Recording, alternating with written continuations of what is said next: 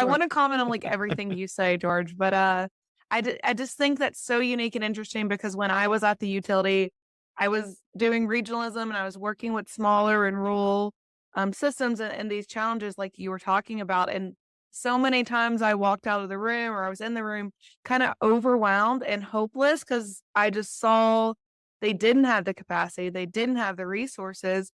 I, as the larger utility, could not be the answer for everything. I had to protect my ratepayers. And so Right.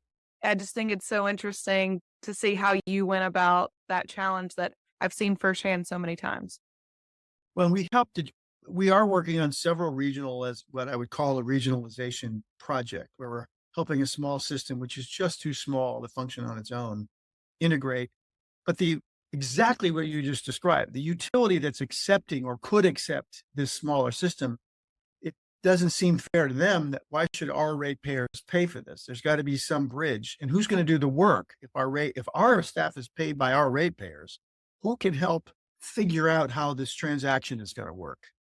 And every utility is willing to do some of that to help their brethren. We're all, it's one of the wonderful attributes of the water sector. We all help each other, but it's got to be within reason. And that's where Moonshot comes in. We'll say, we'll do that bridge work. We'll look at what the treads, not me, because I'm a lawyer, but the people on our team that know what they're doing. Oh, the hydraulics, this is how you'd connect it up, and this is how it would work. And Yeah. so we can do the background work that the either utility, the small one usually doesn't have the wherewithal. Great people, they just don't have the time to figure that out.